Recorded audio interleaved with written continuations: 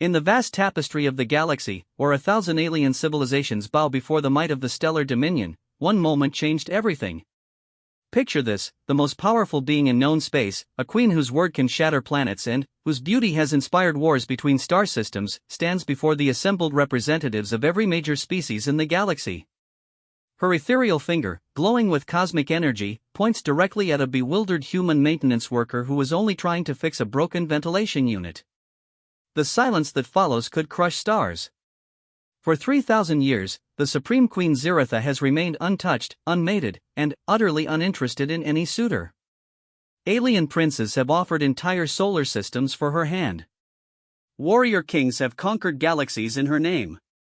The richest merchants have bankrupted themselves presenting gifts of unimaginable value. All have been dismissed with barely a glance. But Marcus Chen, a simple human engineer who still has grease under his fingernails from his last repair job, has somehow become the chosen one. The problem? He has no idea why, and neither does anyone else in the galaxy. What they don't know is that humanity possesses something that no other species has ever developed, something so rare and powerful that it draws the attention of beings beyond mortal comprehension.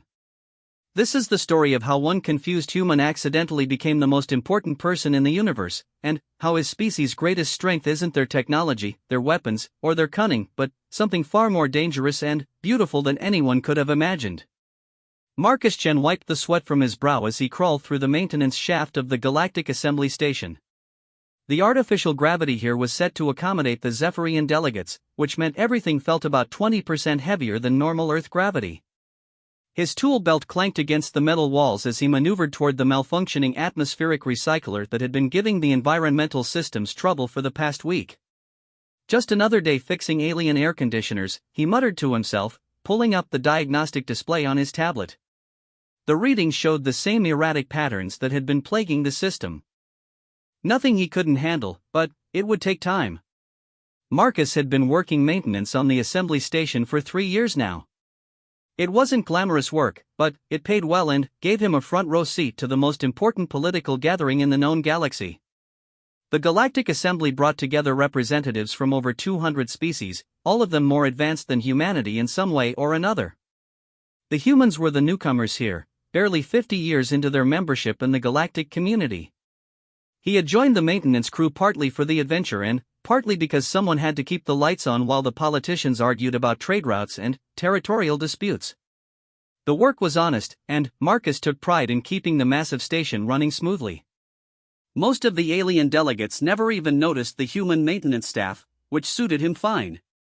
He preferred to work in peace. Today was different, though.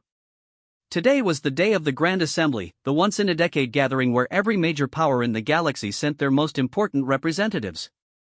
Marcus had been warned to stay out of the main assembly hall unless there was an absolute emergency. The last thing anyone wanted was a maintenance worker accidentally wandering into a delicate negotiation between species that could glass entire planets if they got angry enough. The atmospheric recycler finally clicked back to life, its soft humming indicating that the repair had been successful. Marcus packed up his tools and started making his way back through the maintenance tunnels.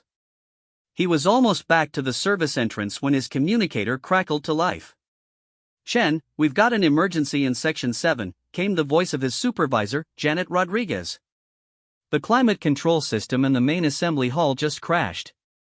The Crystal and Empire delegates are starting to melt, and the Ice Worlders are going into hibernation mode. Get down there now." Marcus groaned. The main assembly hall was exactly where he wasn't supposed to be, especially today.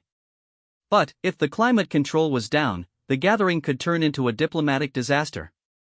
Some species were extremely sensitive to temperature variations, and a few degree change could literally kill them. "On my way," he replied, changing direction and heading for the nearest emergency access panel. The main assembly hall was the largest space on the station, a massive spherical chamber that could comfortably hold representatives from every species in the galaxy. The artificial gravity was carefully calibrated to accommodate everyone from the massive Titanborn to the delicate wisp speakers, and the atmosphere was a carefully balanced mixture that could sustain most known forms of life. Marcus slipped through the emergency access panel and found himself behind a bank of environmental control systems. The hall stretched out before him, filled with beings that represented the pinnacle of their respective civilizations. He tried to stay focused on his work, but it was hard not to be awed by the sight. The crystalline empire delegates looked like living gemstones, their bodies refracting light in impossible patterns. The ice worlders resembled elegant sculptures carved from blue-white ice, their breath creating small clouds in the air. Near the center of the hall, the Titanborn representatives towered over everyone else, their stone-like skin marked with glowing veins of molten metal. And there, on the raised dais at the center of it all, was the Supreme Queen Ziritha of the Stellar Dominion. Marcus had seen her image before, of course. Everyone in the galaxy had. But seeing her in person was an entirely different experience. She stood nearly 7 feet tall, her pale blue skin seeming to glow with its own inner light. Her silver hair moved as if underwater, defying the artificial gravity that affected everyone else. She wore robes that seemed to be cut from the fabric of space itself, dark material shot through with points of light that looked like distant stars. The Supreme Queen was the most powerful single individual in known space. The Stellar Dominion controlled nearly 30% of all inhabited systems, and her word was absolute law within those borders. She was also, according to the gossip networks, completely uninterested in taking a mate. For 3,000 years, she had ruled alone, rejecting every suitor who had approached her. Marcus forced himself to focus on the environmental controls. The main climate processor had indeed failed, and the temperature in the hall was slowly rising. He quickly diagnosed the problem, a burned-out power coupling that would need to be replaced. The good news was that he had a spare in his toolkit. The bad news was that he would need to access the primary control panel, which was located right at the edge of the main floor. He gathered his tools and started working his way around the edge of the hall, staying close to the walls and trying to be as invisible as possible. The Supreme Queen was in the middle of addressing the assembly, her voice carrying easily through the space despite the massive size of the chamber. The question before us today, she was saying, is not merely one of territorial boundaries or trade agreements. It is a question of the future direction of our civilization. Do we continue to expand outward, claiming new worlds and imposing our will upon the galaxy? Or do we look inward, seeking to perfect what we have already built? Marcus reached the control panel and quickly began removing the damaged power coupling. The temperature was definitely rising now. He could see several delegates beginning to look uncomfortable. He worked as quickly as he could, trying to ignore the momentous political discussion happening just a few feet away. The humans, the Queen continued, represent something new in our galaxy. They are young, perhaps foolishly so. They lack the advanced technology of the Crystalline Empire, the wisdom of the ancient conclave, or the martial prowess of the Titanborn. And, yet, in their brief time among us, they have shown qualities that we would do well to consider. Marcus nearly dropped his tools. The Supreme Queen was talking about humans? In front of the entire Galactic Assembly? He had never heard of humans being mentioned in any of the major political discussions before. They were too new, too insignificant to warrant attention from beings who had been shaping galactic politics for millennia. Humans, the Queen said, possess something that we have forgotten in our long march toward perfection. They have hope. They have the ability to dream of better worlds, not just more worlds. They see possibility where others see only obstacles. Marcus successfully removed the damaged coupling and was reaching for the replacement when the Queen's next words stopped him cold. It is for this reason that I have made my decision. For 3,000 years, I have ruled alone, waiting for someone who could understand what it truly means to build something greater than oneself. I have found such a being. The hall fell completely silent. Marcus could feel the weight of thousands of eyes turning toward the Queen as she prepared to make what was clearly a momentous announcement. I choose as my mate and co-ruler of the Stellar Dominion. She paused, and Marcus watched in horror as her glowing finger pointed directly at him. The human Marcus Chen. The power coupling slipped from Marcus's numb fingers and clattered loudly on the floor. The sound echoed through the completely silent hall like a gunshot. Every single being in the chamber was now staring directly at him, a maintenance worker with grease stains on his uniform and a tool belt hanging around his waist. Marcus opened his mouth to speak, but no words came out. His mind had simply stopped processing information beyond the basic facts. The most powerful being in the galaxy had just announced her intention to marry him, and he was standing in front of 200 alien species with a broken power coupling in his hands. The silence stretched on for what felt like hours but was probably only seconds. Finally, one of the Crystalline Empire delegates made a sound like wind chimes in a hurricane, which Marcus's universal translator interpreted as what? That single word broke the spell, and, suddenly, the hall erupted into chaos. Delegates were on their feet, shouting in hundreds of different languages. The Titan-born representatives were demanding explanations in voices that shook the floor. The Ice Worlders had apparently gone into shock and were turning even more blue than usual.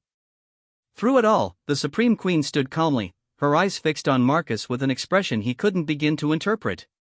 She seemed to be waiting for something, but Marcus had no idea what he was supposed to say or do. Finally, his supervisor's voice crackled through his communicator, cutting through the chaos. "Chen, what the hell is going on down there? My readings show that half the assembly hall just went completely insane." Marcus looked down at the communicator, then back up at the Supreme Queen, then around at the pandemonium that had erupted around him. He was still holding the replacement power coupling in one hand and his sonic screwdriver in the other. "I honestly have no idea," he said into the communicator, his voice finally returning. "But I think I'm going to need to call in sick tomorrow." The Supreme Queen's lips curved into what might have been a smile, and, for just a moment, Marcus thought he saw something in her ancient eyes that looked almost like amusement. Then, the moment passed, and he was left standing in the middle of the most important political gathering in the galaxy, wondering how his simple life as a maintenance worker had just become impossibly complicated. The temperature in the hall was still rising, and Marcus realized that despite everything that had just happened, the environmental system still needed to be fixed. With shaking hands, he installed the replacement power coupling and brought the climate control system back online. The temperature immediately began to drop back to normal levels. At least something was working properly, even if his entire world had just been turned completely upside down. As the chaos continued to rage around him, Marcus couldn't help but wonder what exactly he had gotten himself into. And, more importantly, what was he supposed to do now? The Supreme Queen was still watching him, and Marcus had the distinct impression that his answer to that question would determine not just his own fate, but possibly the future of humanity's place in the galaxy. No pressure at all. The emergency session that followed the Supreme Queen's announcement was unlike anything the Galactic Assembly had ever witnessed. Marcus found himself sitting in what he was told was the defendant's chair, though no one seemed entirely sure what he was being accused of. The chair was clearly designed for beings much larger than humans, leaving his feet dangling like a child's. Ambassador Harrison Wells, the human representative to the assembly, sat beside him looking like a man who had aged 10 years in the past hour. Wells was a career diplomat who had spent decades carefully building humanity's reputation in galactic politics. Now he was watching it all potentially crumble because a maintenance worker had somehow become the chosen mate of the most powerful being in the galaxy. "Just tell me you didn't do anything," Wells whispered urgently. "Please tell me you didn't somehow seduce the Supreme Queen while fixing her air conditioning."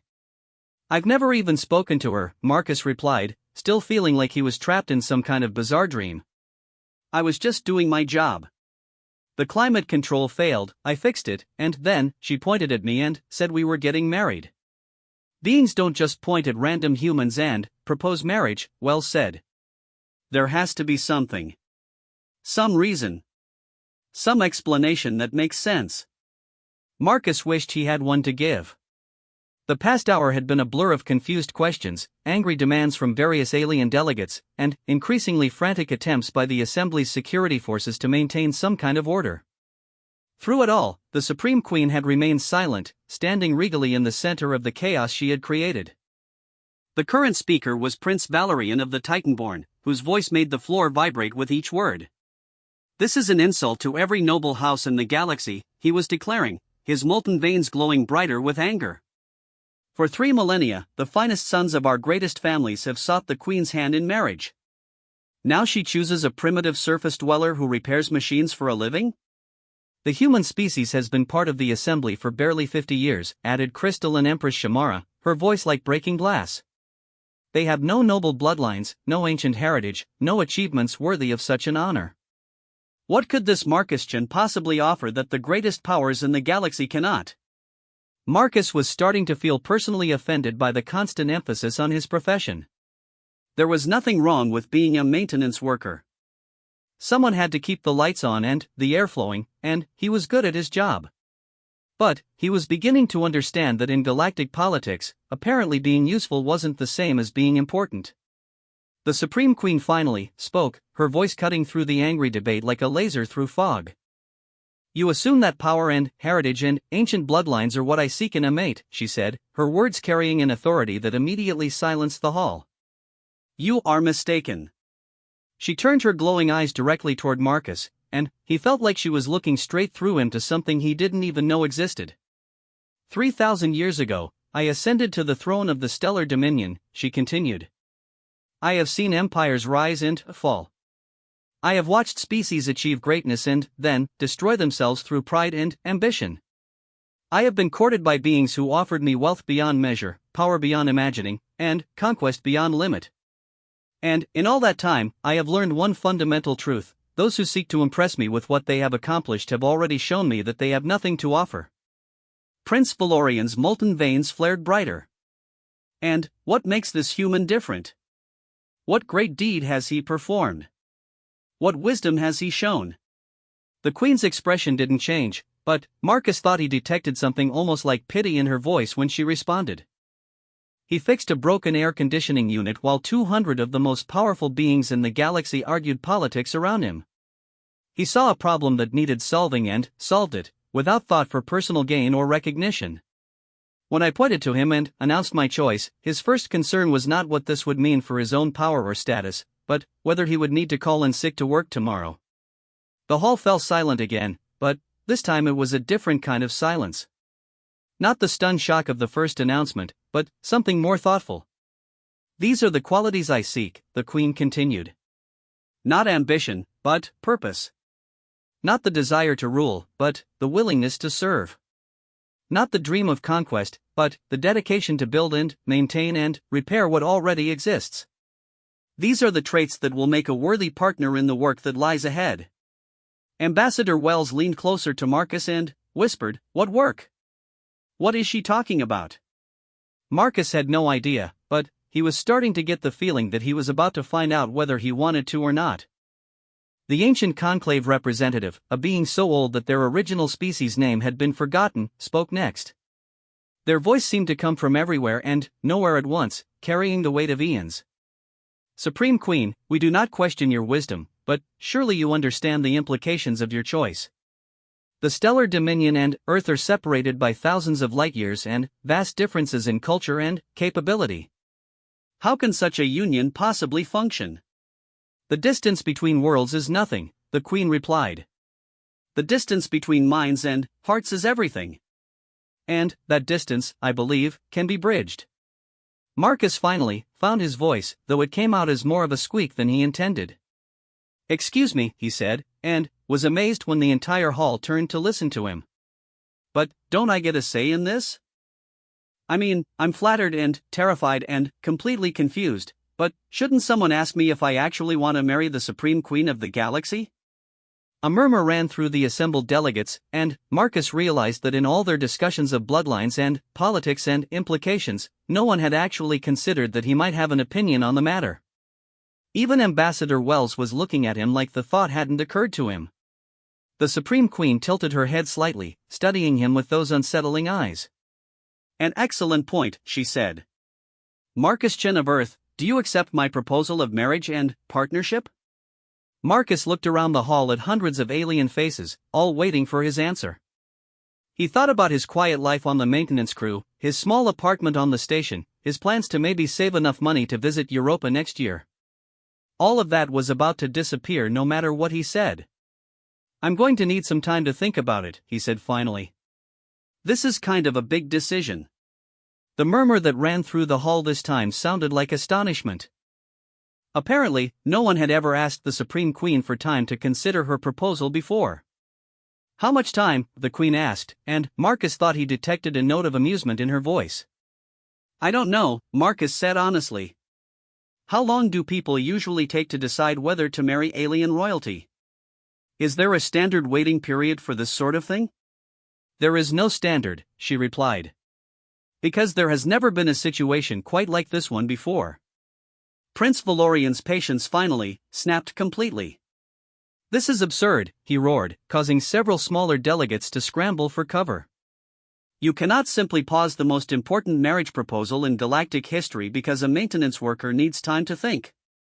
The implications for interspecies relations, for the balance of power, for the very structure of our civilization will wait, the Queen interrupted, her voice carrying a finality that brooked no argument. Marcus Chen has requested time to consider my proposal, and he shall have it. The assembly is hereby recessed for 7 standard days. 7 days? Prince Valerian sputtered. You're going to paralyze galactic governance for a week because a human doesn't know his own mind? The Queen's eyes flashed with something that might have been anger, and Prince Valerian actually took a step back.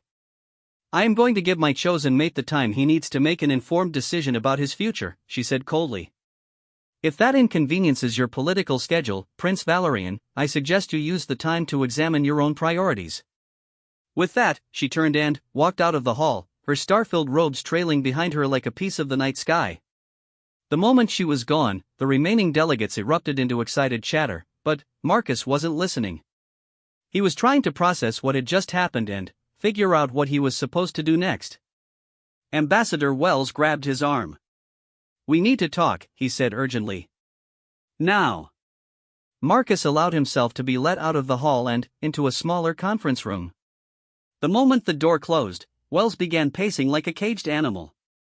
This is a disaster, he said. Or it's the greatest opportunity humanity has ever had. I can't decide which. How about we focus on the fact that I have no idea what I'm doing? Marcus suggested. I fix things for a living. I don't do politics. I definitely don't do intergalactic marriage proposals from beings who could probably destroy Earth by thinking about it too hard. You're going to have to learn fast, Wells said. Because ready or not, you've just become the most important human in the galaxy. Do you have any idea what being married to the Supreme Queen would mean? The Stellar Dominion has more advanced technology than we do, more resources, more military power. If you say yes, humanity instantly becomes a major power. If you say no. What happens if I say no? Marcus asked, though he was afraid he already knew the answer. I honestly don't know, Wells admitted. No one has ever turned down the Supreme Queen before. But I imagine it would not be good for human-dominion relations. Or for your personal health. Marcus slumped in his chair. So basically, I have 7 days to decide whether to marry someone I don't know, leave behind everything I've ever known, and potentially change the course of human civilization. No pressure. None at all, Wells said grimly. But, Marcus, I need you to understand something. This isn't just about you anymore. Every human in the galaxy is going to be watching what you do next. The decision you make will affect billions of people. Before Marcus could respond, his communicator chimed with an incoming message. The sender ID made his blood run cold. Supreme Queen Ziritha, personal communication channel. With shaking hands, Marcus opened the message. It contained just a few words, but they were enough to make him realize that his week of thinking time was going to be more complicated than he had imagined. Meet me tonight in the observation deck 7. We need to talk privately. Come alone. Marcus showed the message to Wells, who went pale. She wants to see you alone? That's unprecedented.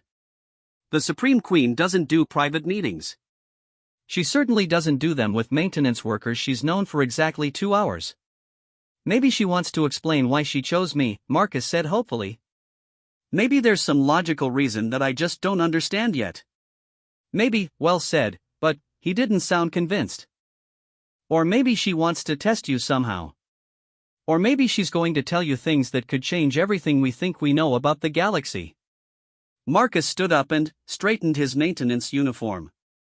He was still wearing the same clothes he had been wearing when this whole mess started, and somehow that felt appropriate. Whatever the Supreme Queen wanted to tell him, she was going to have to tell it to Marcus Chen, the maintenance worker, because that was who he was. I guess there's only one way to find out, he said, and headed for the door.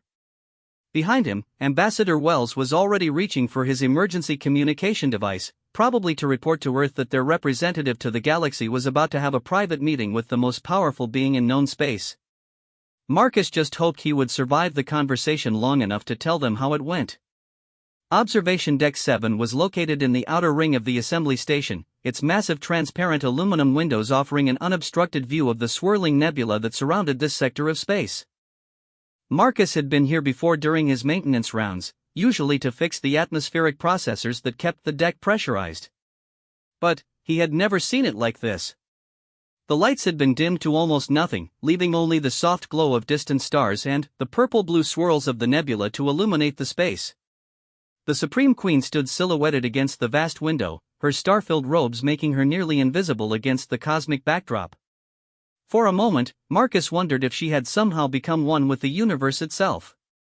"You came," she said without turning around. Her voice was different here, softer and, somehow more human, though Marcus immediately felt foolish for thinking of her in human terms. "You asked me to," Marcus replied, staying near the entrance. The space felt too intimate, too private for someone who was supposed to be the most powerful being in the galaxy. "Though I have to admit, I'm not sure what we're supposed to talk about." "The truth," she said simply, finally, turning to face him. In the dim light, her pale blue skin seemed to glow with its own inner radiance, and her silver hair moved as if touched by an invisible breeze. "Something I have not shared with anyone in over 1,000 years." Marcus felt a chill that had nothing to do with the temperature in the room. "Maybe you should start with something smaller? Like why you chose me?" "Because I've been thinking about it all day, and I still can't come up with any reason that makes sense." The Queen smiled, and, for the first time, Marcus saw something in her expression that seemed genuinely warm. "You cannot think of a reason because you are approaching the question incorrectly. You assume that I chose you for who you are. In truth, I chose you for what you represent." "Which is what, exactly?" "Because from where I'm standing, I represent a guy who's really good at fixing broken machines and not much else." "You represent hope," she said, moving closer to him. "But, more than that, you represent something that my people have forgotten, and that most species in this galaxy have never possessed." Marcus waited for her to continue, but she seemed to be searching for the right words. Finally, she gestured toward the window and the vast expanse of space beyond. "What do you see when you look out there?" she asked. Marcus looked out at the nebula, its colors shifting slowly in patterns that were beautiful and alien. "I see a really big cloud of gas and dust that probably has some interesting stellar formation happening inside it." "Why?" "When most beings look into space, they see territory to be claimed, resources to be exploited, or threats to be eliminated," the Queen said. "When I look into space, I see the weight of 3,000 years of rule, the responsibility for billions of lives, and the constant burden of decisions that affect entire civilizations." She paused, and Marcus thought he heard something like sadness in her voice. "But, when you look into space, you see wonder. You see things that are beautiful and worth understanding for their own sake, not for what they can give you. That is a quality so rare in this galaxy that most beings have forgotten it ever existed." "I still don't understand why that would make you want to marry me," Marcus said. "I mean, if you wanted someone who appreciates the universe, couldn't you find someone with a little more? I don't know, political experience? Maybe someone who knows how to eat dinner without spilling something on themselves?" The Queen's smile grew wider, and Marcus realized she was actually laughing at him. "Marcus-chan, in the past 3,000 years, I have been courted by beings who offered me entire star systems as wedding gifts. I have been serenaded by poets whose words could move mountains and whose songs could bring tears to the eyes of stone. I have been presented with treasures beyond imagination and promises of power that could reshape the galaxy. And, in all that time, not one of them ever worried about spilling something on themselves at dinner." Marcus felt his face growing warm. "Well, when you put it like that, I guess I do sound pretty pathetic." "No," she said firmly. "You sound real. You sound like someone who understands that the universe is vast and wonderful and often completely beyond our control, and that the best we can do is try to fix what's broken and appreciate what's beautiful. These are not small qualities, Marcus. In fact, they may be the only qualities that matter." Marcus walked closer to the window, trying to process what she was telling him. The nebula seemed to pulse with inner light, and he found himself wondering about the physics behind its formation. The thought occurred to him that he was probably the only person in the galaxy who was having a marriage proposal discussion while simultaneously thinking about stellar mechanics. "You mentioned something about work that needs to be done," he said finally. "What kind of work requires hope and machine repair?" The Queen was quiet for so long that Marcus wondered if she had heard the question. When she finally spoke, her voice was barely above a whisper. "The galaxy is dying," she said. Marcus turned to stare at her. "What do you mean, dying?" "I mean that the fundamental forces that hold our civilization together are beginning to break down. The ancient technologies that allow faster-than-light travel are starting to fail. The energy sources that power our greatest cities are becoming unstable. The very fabric of spacetime itself is showing signs of stress that my scientists cannot explain." The words hit Marcus like a physical blow. "How long?" he asked. "At current rates of degradation? Perhaps 500 years before the major trade routes become impassable. 1,000 years before interstellar civilization begins to collapse entirely. It is not an immediate crisis, but it is an inevitable one." Marcus's mind was racing. "Why haven't you told anyone? Why isn't the Assembly working on this?" "Because most of the species in the Assembly are incapable of thinking beyond their own immediate interests," the Queen said bitterly. "Tell them that the galaxy might face problems in a few centuries, and they will assume it is someone else's responsibility to solve them. The Crystalline Empire will claim it is a problem for lesser species to worry about. The Titanborn will insist that their strength will see them through any crisis. The Ancient Conclave will retreat into meditation and assume that the universe will sort itself out." "But you don't think it will sort itself out?" "I know it will not. Because this is not a natural phenomenon, Marcus. The breakdown of galactic civilization is being deliberately caused by forces that exist beyond our understanding. And stopping them will require something that none of our great powers possess." Marcus felt like the temperature in the room had dropped 20 degrees. "What kind of forces?" "The kind that view our entire galaxy as nothing more than an interesting experiment," the Queen said. "The kind that have been subtly manipulating our development for millions of years, steering us toward this exact moment. They are beings of such advanced capability that they exist outside the normal flow of time and space. To them, our entire civilization is like an elaborate clockwork toy that they wind up occasionally to see what happens." "And you think I can somehow help stop beings like that?" Marcus asked incredulously. "I hate to break it to you, but my engineering degree didn't cover interdimensional warfare." "No," the Queen said. "But it did teach you how to look at complex systems and figure out how to fix them. And, Marcus, what I am about to tell you will sound impossible, but I need you to believe me. Humans possess something that these beings did not account for in their calculations. Something that may be the key to stopping them." Marcus waited, though part of him wondered if he really wanted to know what she was about to say. "Humans dream," the Queen said simply. "That's it?" Marcus said. "That's the secret weapon that's going to save galactic civilization? Dreams?" "I hate to disappoint you, but most species dream. It's a basic function of neural processing during sleep cycles." "No," the Queen said patiently. "Most species process memories and regulate neural pathways during sleep. Humans do something entirely different. You create entire realities that have never existed. You imagine possibilities that no logical analysis would ever suggest. You look at the universe and see not just what is, but what could be. That ability is so rare that in my 3,000 years of rule, I have encountered it in only 3 species. The other 2 destroyed themselves within a century of developing advanced technology." Marcus stared at her. "You're telling me that humanity's greatest strength is that we're really good at imagining things that aren't real?" "I am telling you that humanity's greatest strength is that you refuse to accept that reality is fixed," the Queen corrected. "Every other species in the galaxy, no matter how advanced, ultimately thinks in terms of working within the constraints of what exists. Humans consistently think in terms of creating new constraints. You do not solve problems by finding better ways to work within the system.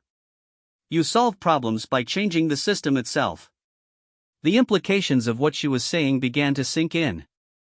And, you think that's what it's going to take to stop these, whatever they are? I think it is the only thing that will work, the Queen said. These beings have spent millions of years studying the logical responses of every species in the galaxy. They know exactly how we will react to any given situation because we are all fundamentally predictable. But, humans? Humans are chaos incarnate. You do things that make no logical sense and, somehow make them work anyway. Marcus thought about his own career. How many times had he fixed a problem by trying something that shouldn't have worked according to the manual? How many times had he looked at a system that was failing and imagined a completely different way for it to function?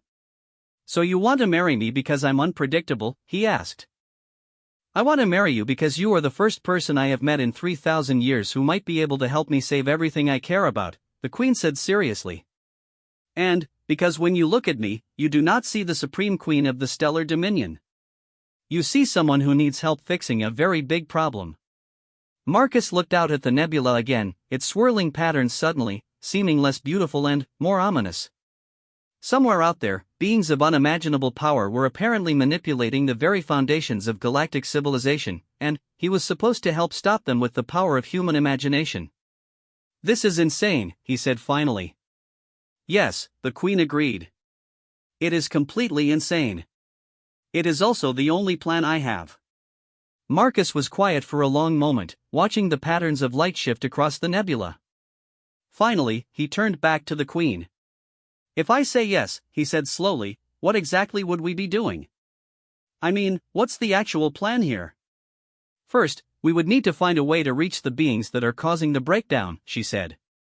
That will require technology that does not yet exist, powered by energy sources we have not yet discovered, using principles of physics that we do not yet understand. Right, Marcus said. And, after we solve those minor technical problems? Then, we would need to convince entities that view us as laboratory specimens to stop destroying our civilization, the Queen continued. Entities that exist outside of time and space and may not even be aware that we experience something like consciousness. Naturally. And, if they refuse to listen to our polite request? Then, we would need to find a way to stop them by force, using weapons that could affect beings who exist in dimensions we cannot perceive, powered by energy levels that could accidentally destroy star systems if we make a mistake. Marcus nodded slowly.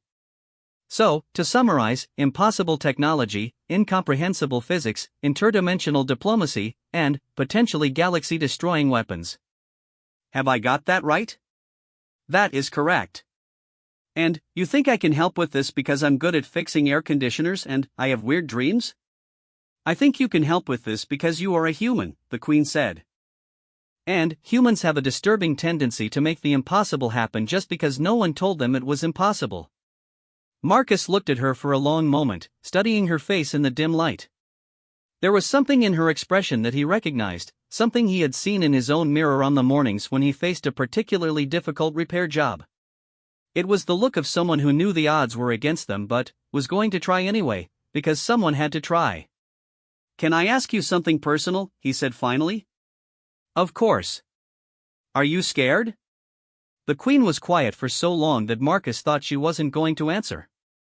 When she finally spoke, her voice was very soft. Terrified, she said.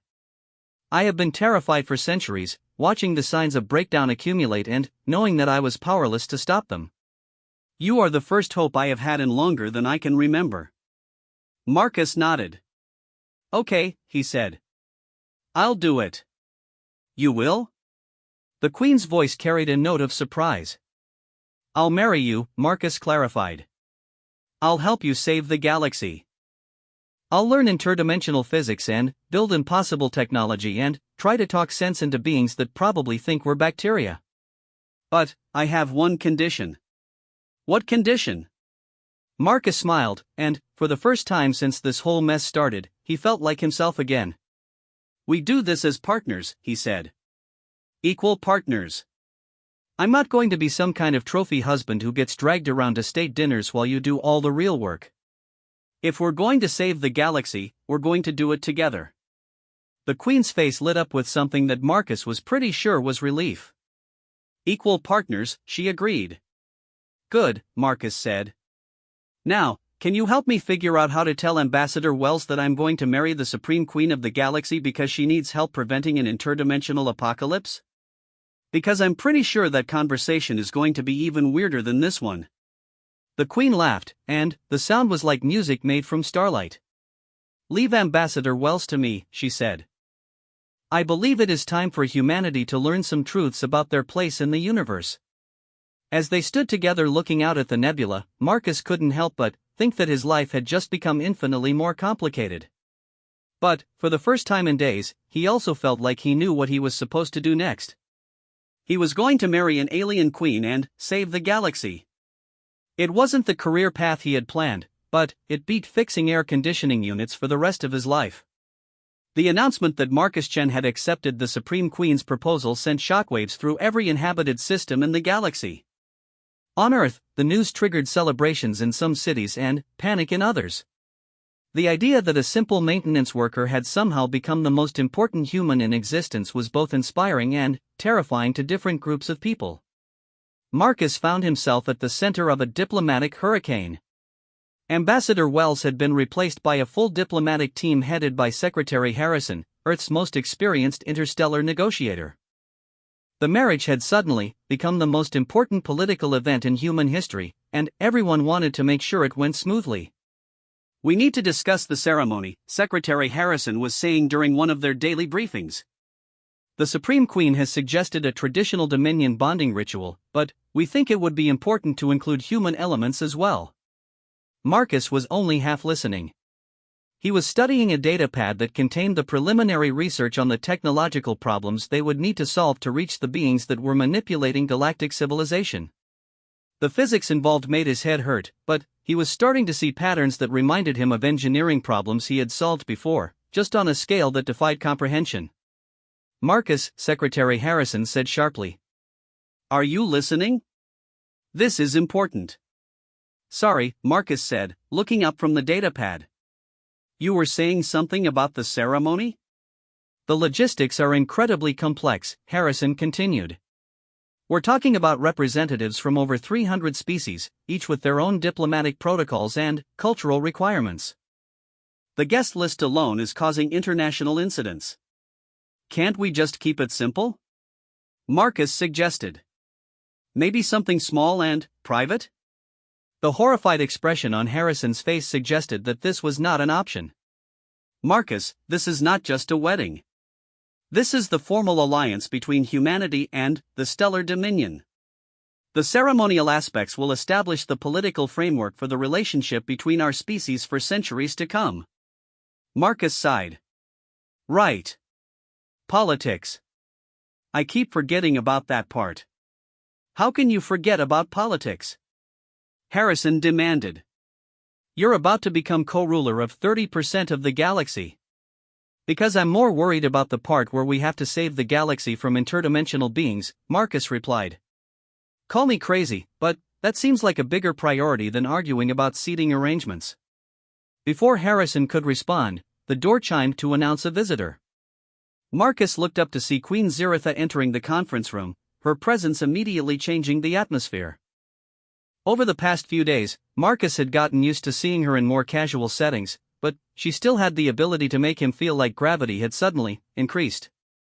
Your Majesty, Secretary Harrison said, jumping to his feet and offering a formal bow. We weren't expecting you. I wanted to discuss the arrangements with my future husband, she said, her eyes fixed on Marcus. If you would excuse us, Secretary Harrison, I believe Marcus and I have some private matters to attend to. Harrison looked like he wanted to object, but arguing with the Supreme Queen was probably above his pay grade. He gathered his files and retreated from the room, muttering something about human diplomatic protocols. Thank you, Marcus said once they were alone. I thought he was going to lecture me about ceremonial flower arrangements for another hour. The flowers are important, Ziritha said, taking the seat across from him. But not for the reasons Secretary Harrison believes. In Dominion culture, the flowers chosen for a bonding ceremony indicate the nature of the relationship between the partners. What kind of flowers did you have in mind? Marcus asked, suddenly, worried that he was about to commit some kind of cultural offense. Void lilies, she said. They only grow in the space between stars, in regions where most forms of life cannot survive. They are considered impossible flowers, because they should not be able to exist where they do. Marcus smiled. I like the symbolism. What do they look like? Like small pieces of captured starlight, Ziritha said. They glow with their own inner fire and are completely transparent except for their light. They are quite beautiful and almost impossible to obtain. Almost impossible? I have a small garden of them in my private quarters, she said. I cultivate impossible things as a hobby. Marcus was beginning to understand that his future wife was considerably more complex than he had initially realized. What other impossible things do you grow? Temporal moss, which grows backwards through time. Crystal trees that sing in harmonies that should not be mathematically possible. Flowers that exist only when no one is looking at them directly. She paused, studying his expression. You are not disturbed by the idea of impossible life forms? Are you kidding? Marcus said. I spent 3 years keeping this station running with technology that shouldn't work according to half the engineering manuals I've read.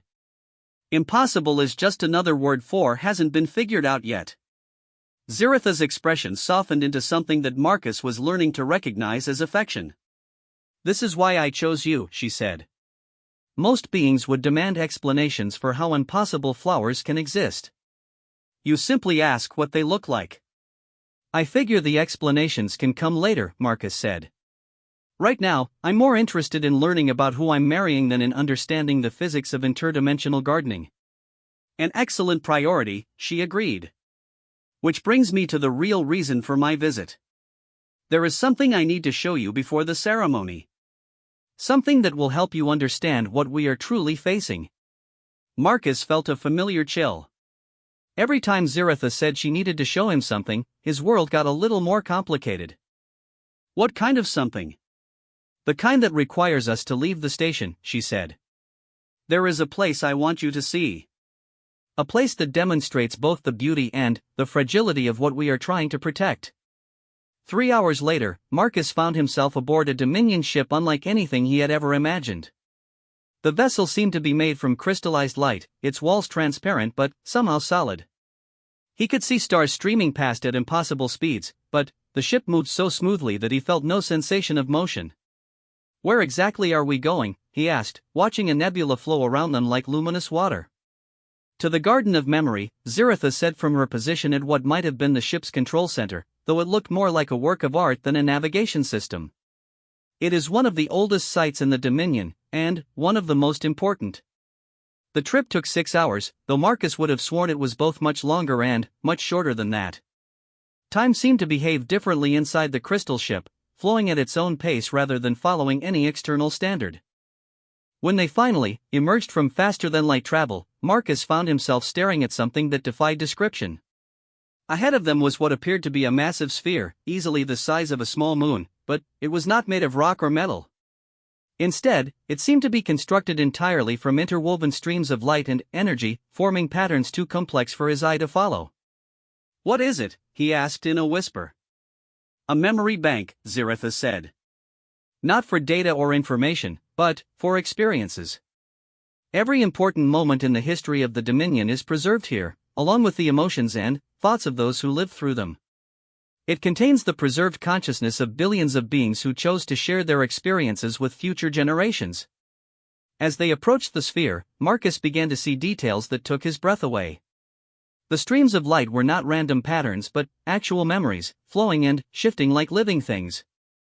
He could see fragments of images in the light, alien cities, starfields, faces of beings he didn't recognize, moments of joy and sorrow and discovery spanning thousands of years. It's beautiful, he said, and mend it. It is also dying, Ziritha said quietly. The breakdown that is affecting our transportation systems and energy sources is also corrupting the memory banks. We are losing thousands of years of history every day. The experiences and wisdom of entire civilizations are simply fading away, as if they never existed. Marcus watched in horror as he saw one of the streams of light flicker and fade, taking with it the memories it contained. How long before it's all gone? At current rates? perhaps 50 years. The breakdown is accelerating in systems that handle complex information storage. It seems that whatever is causing this deliberately targets the things we value most. Marcus felt a surge of anger that surprised him with its intensity. These weren't just abstract data files being destroyed. These were the memories of real beings, their loves and losses and triumphs preserved for posterity. Watching them fade felt like watching people die. "Can we make copies?" he asked. "Transfer the data to other storage systems?" "We have tried," Ziritha said. "But the memories cannot be transferred to conventional storage systems. They exist in a state that requires the specific conditions found here. Moving them would be like trying to preserve a sunset by putting it in a bottle." Marcus studied the patterns of light flowing through the sphere, his mind automatically analyzing the system as if it were a complex piece of machinery. And, in a way, it was. It was just machinery that operated on principles he didn't understand yet. "What powers it?" he asked. "The life force of the memories themselves," Ziritha replied. "The emotional energy contained in the experiences generates the power needed to maintain the storage matrix. As the memories fade, the system loses power, which causes more memories to fade, which reduces power further." "A cascade failure," Marcus said, recognizing the pattern. "The system is eating itself." "Precisely. And we have found no way to stop it." Marcus floated in front of the observation port, watching the slow death of an entire civilization's memories, and felt something shift inside him. This wasn't just about preventing some theoretical future catastrophe anymore. This was about beings who had lived and loved and dreamed, and whose experiences were being erased as if they had never mattered. "Show me the technical specifications," he said. "Marcus, I have had the finest scientists in the Dominion working on this problem for decades. Show me the specifications," he repeated, his voice carrying a determination that surprised both of them. For the next 8 hours, Marcus immersed himself in data that should have been completely beyond his understanding. The technology involved was so advanced that it might as well have been magic, operating on principles of consciousness and energy interaction that human science had never encountered. But, underneath all the impossibly complex theory, Marcus began to see something familiar. The memory preservation system was, at its core, an engine. A very exotic engine that ran on emotion and powered consciousness storage, but still an engine. And Marcus had been fixing engines his entire career. "There," he said finally, pointing to a section of the technical readout. "That's your problem." Ziritha leaned over his shoulder to look at the display. "The consciousness interface matrix? Our scientists have checked that system repeatedly. It is functioning within normal parameters." "It's functioning," Marcus agreed.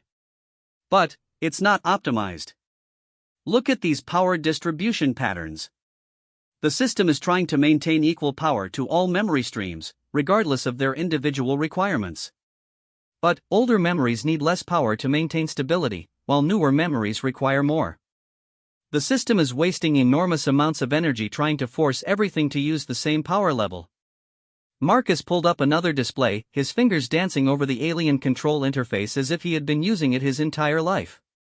"And, here, the emotional resonance feedback loops. The system is designed to amplify positive emotions and suppress negative ones, probably because whoever built it thought that would make the memories more pleasant to experience. But negative emotions often contain more energy than positive ones. By suppressing them, the system is throwing away half its available power." Ziritha stared at the displays as Marcus highlighted problem after problem in the system's design. Each issue was minor by itself, but together they were creating exactly the kind of cascade failure that was destroying the memory bank. "You found all of this in 8 hours, she asked in amazement. "I found it in the first hour," Marcus said. "I spent the other 7 hours checking to make sure I wasn't missing something obvious." "But this is just basic engineering. The principles are the same whether you're working on a Starship engine or a consciousness preservation matrix. Find the inefficiencies, fix the bottlenecks, optimize the power flow. Can it be repaired?" Marcus looked back at the dying sphere of memories, watching the streams of light flicker and fade. "It can be more than repaired," he said. "It can be improved." Give me access to the system controls and a team of engineers who aren't afraid to try things that aren't in the manual, and I can make this thing work better than it ever has." Ziritha was quiet for a long moment, studying his face in the reflected light from the memory sphere. "You realize what you are suggesting? You are proposing to modify one of the most sacred artifacts in Dominion space, using techniques that our scientists would consider impossible. I'm proposing to save the memories of billions of beings who deserve to be remembered," Marcus said. "Everything else is just details." The expression on Ziritha's face was something Marcus had never seen before. It was wonder and gratitude and something that might have been love, all mixed together. "This is why you are the only person who can help save the galaxy," she said softly. "You see problems that everyone else calls impossible, and you solve them because you refuse to accept that impossible means anything." Marcus looked back at the memory sphere, already mentally designing the modifications that would restore it to full function. "When do we start?" "After the wedding," Ziritha said. "I believe we have a ceremony to attend to first." "Right," Marcus said, suddenly, remembering that in 3 days he was going to be married to the Supreme Queen of the Galaxy in front of representatives from every major species in known space. "Any chance we could postpone that and just get straight to the galaxy-saving part?" Ziritha laughed, and the sound seemed to make the dying memories shine a little brighter. "I am afraid not. But, Marcus, I promise you this, after we are married, we will have the rest of our lives to do impossible things together."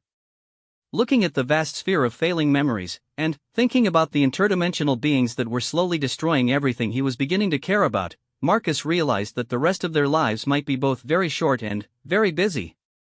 But, for the first time since this whole adventure had started, he was looking forward to finding out what happened next.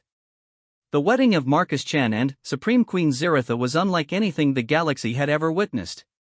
The assembly station had been transformed into something that resembled a floating cathedral, with crystalline spires that reached out into space and walls that seemed to be made from captured starlight.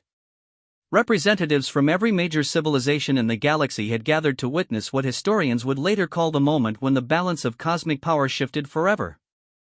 Marcus stood at the altar wearing what he had been told was traditional Dominion ceremonial garb, though it felt more like wearing a piece of the night sky. The robes were dark but shot through with points of light that moved in patterns that seemed to respond to his heartbeat. Beside him, Ziritha was radiant in gowns that actually incorporated real starlight, her silver hair moving in patterns that defied the artificial gravity around them. The ceremony itself was a blend of human and Dominion traditions that somehow managed to be both deeply moving and completely surreal.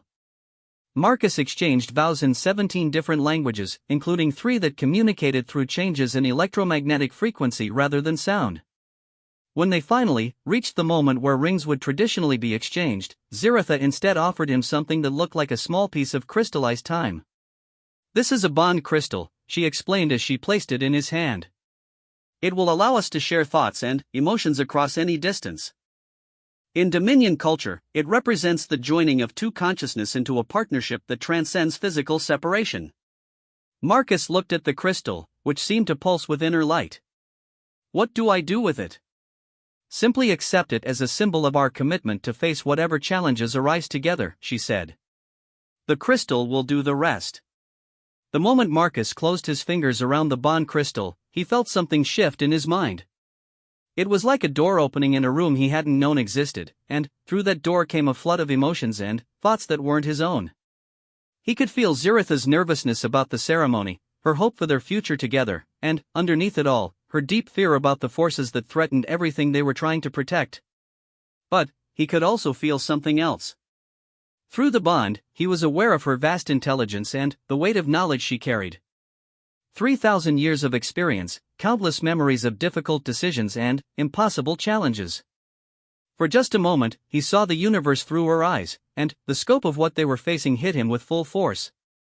The interdimensional beings that were slowly destroying galactic civilization weren't just powerful, they existed on a scale that made the difference between a human and an ant seem negligible.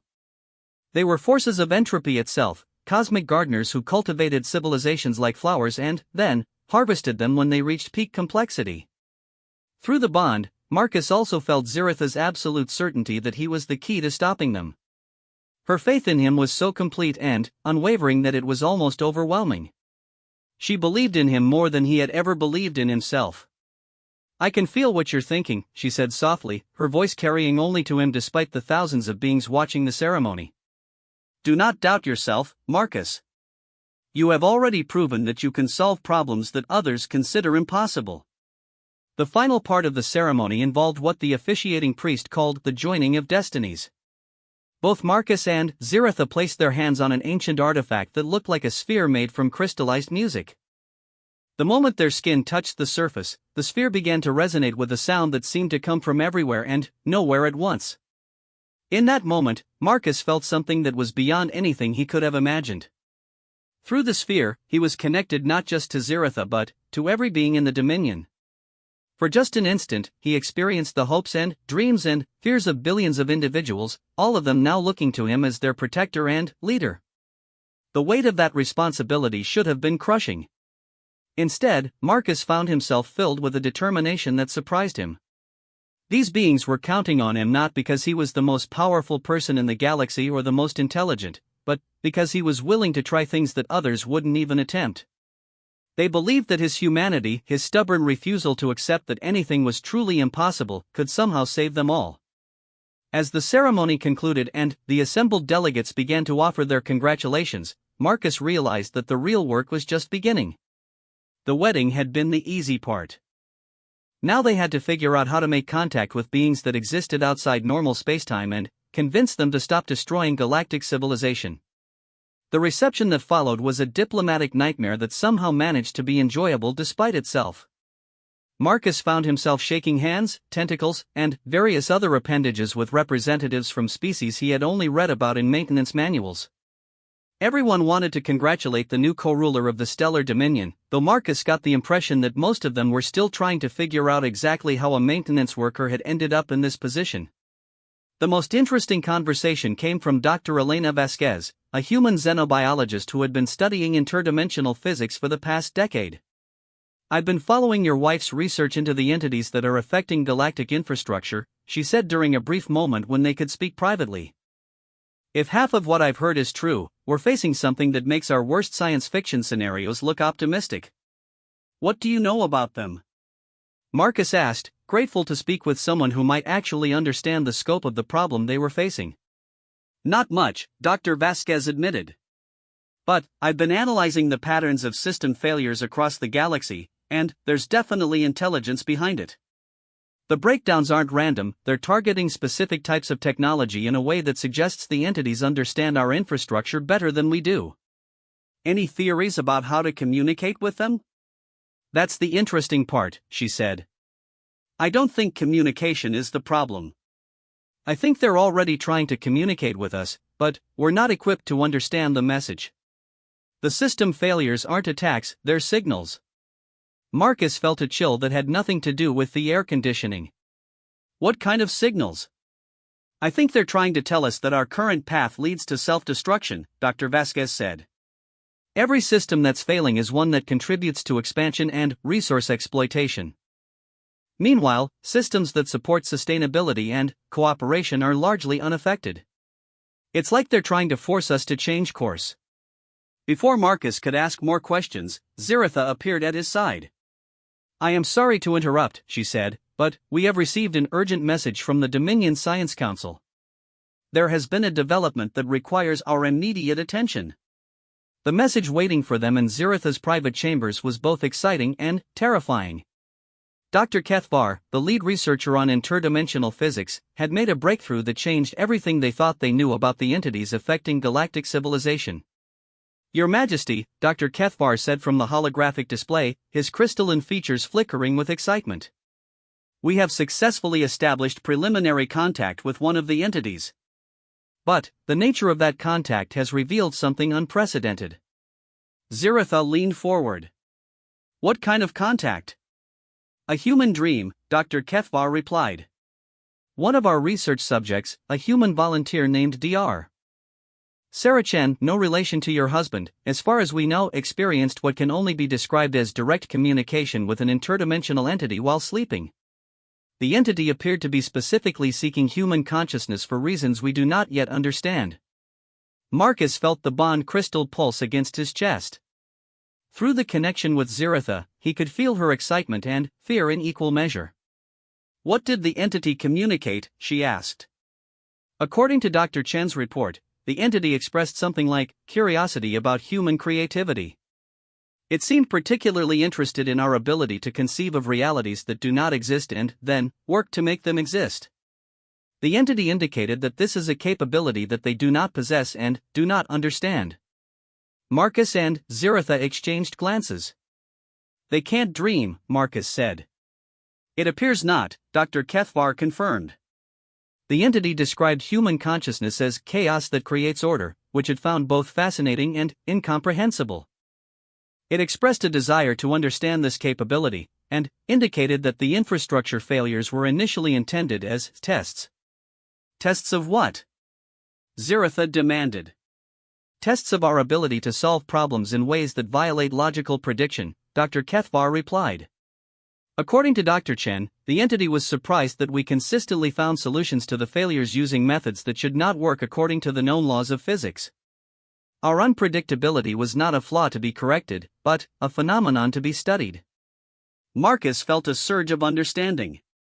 They're not trying to destroy us, he said. They're trying to understand us.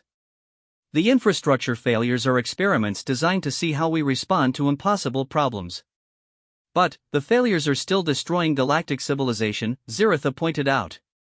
Because they don't understand that their experiments are actually harming us, Marcus realized. To them, we're probably just collections of interesting physical processes. They might not even realize that we experience consciousness the way we do. Through the bond crystal, Marcus felt Ziritha's thoughts racing along the same lines. If the entities were conducting experiments because they were curious about human creativity, then, the solution wasn't to fight them or hide from them. The solution was to give them what they wanted, a demonstration of human creativity that was so compelling that they would willingly stop their experiments to learn more about it. Dr. Kethvar, Ziritha said, is Dr. Chen still in contact with the entity? Intermittently, he replied. The contact seems to occur primarily during deep sleep cycles, and only when she is dreaming. We have been trying to establish more reliable communication, but, so far the entity only responds to unconscious human thought patterns. Marcus was already forming a plan that was so audacious that even he wasn't sure it would work. Can you arrange for me to speak with Dr. Chen directly? He asked. Certainly, but, may I ask why? Because I think I know how to get the entity's attention, Marcus said. And, if I'm right, we're going to need every human in the galaxy to help us pull it off. 2 hours later, Marcus was speaking with Dr. Sarah Chen via quantum entanglement communication. She was a small, intense woman who looked like she hadn't slept properly in weeks, which was probably accurate given that her dreams had become a battlefield between dimensions. The entity calls itself something like the Gardener of Infinite Possibilities, she explained. It exists simultaneously across multiple dimensions, which allows it to perceive the long-term consequences of actions in ways that we cannot comprehend. From its perspective, our entire civilization is like a single moment in time. What does it want from us? Marcus asked. Knowledge, Dr. Chen replied. It has studied thousands of civilizations across multiple dimensions, but it has never encountered one that consistently violates the logical parameters of physical law. Every other species it has observed follows predictable patterns of development and behavior. Humans are the first species it has found that regularly does things that should not work but somehow do work anyway. Marcus felt the pieces of the puzzle clicking together. It wants to understand human creativity. The question is, can we teach it? Teach an interdimensional entity to be creative? Dr. Chen asked. That's impossible. Exactly, Marcus said, grinning. Which is why it might actually work. The plan that Marcus proposed to the emergency session of the Galactic Assembly was so unprecedented that several delegates initially assumed it was a joke. He wanted to organize every human in the galaxy to participate in a massive collaborative dreaming project designed to create a shared reality that had never existed before. You want to do what? Ambassador Wells asked, his face pale with shock. I want every human being with the ability to dream to focus on the same imaginary world for a period of 30 standard days, Marcus explained. we'll create a detailed description of a reality that violates known physics in interesting ways, and then, we'll dream it into existence through pure collective imagination. And, you think this will impress the interdimensional entities enough to stop them from destroying our infrastructure? Prince Valerian demanded. I think this will give them something they've never seen before, Marcus replied. A demonstration of creativity so pure and so impossible that they'll want to understand it more than they want to study our responses to system failures. The debate that followed was heated and chaotic, but Marcus could feel the tide turning in his favor. Through the bond crystal, he was aware of Ziritha's thoughts as she worked to convince the various factions that the plan was worth attempting. The deciding factor came from an unexpected source. The ancient conclave representative spoke for the first time in the entire assembly session. In our long observation of the universe, they said, their voice carrying the weight of millennia, we have learned that the most effective solutions to impossible problems often appear to be impossible themselves. If the young human believes that he can save our civilization through the power of collective imagination, then, perhaps we should allow him to try. The alternative is the slow death of everything we have built. The vote was closer than Marcus had hoped, but it passed. Within hours, the emergency communication networks were carrying the message to every human settlement in the galaxy. The details of the shared world they would dream into existence were distributed along with careful instructions for how to participate in the collective dreaming project. The world they chose to create was called synthesis, a reality where the physical laws were determined not by mathematical constants but by the collective will and imagination of its inhabitants.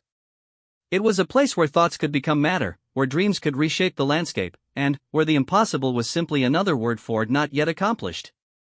For 30 days, billions of humans across the galaxy focused their sleeping minds on this imaginary world, adding details and experiences and possibilities that had never existed in any reality. Scientists dreamed of new forms of physics that operated on principles of beauty rather than efficiency. Artists dreamed of colors that had never been seen and sounds that had never been heard. Children dreamed of playgrounds where gravity was optional and time moved backwards on Tuesdays.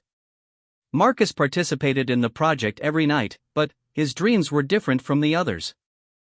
While everyone else was creating and exploring the world of synthesis, Marcus was dreaming of the Gardener of Infinite Possibilities itself. He imagined what it would be like to exist across multiple dimensions, to perceive all possible outcomes simultaneously, to possess knowledge that spanned the entire universe but to lack the ability to create something that had never existed before.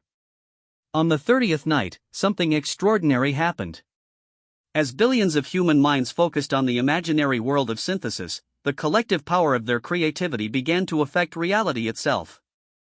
Dr. Chen, still serving as the primary contact with the interdimensional entity, reported that the gardener had become intensely interested in what humans were doing.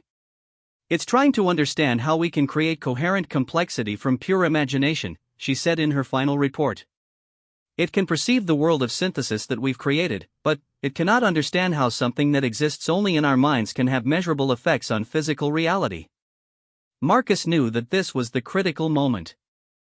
Through the bond crystal, he felt Ziritha's support and encouragement as he prepared to take the biggest risk of his life. That night, instead of dreaming about the world of synthesis, Marcus dreamed about meeting the Gardener of Infinite Possibilities directly. He imagined a space between dimensions where human creativity and cosmic intelligence could meet as equals. He dreamed of teaching the gardener how to imagine something that had never existed before. When he woke up, he was no longer alone in his mind. The presence of the Gardener of Infinite Possibilities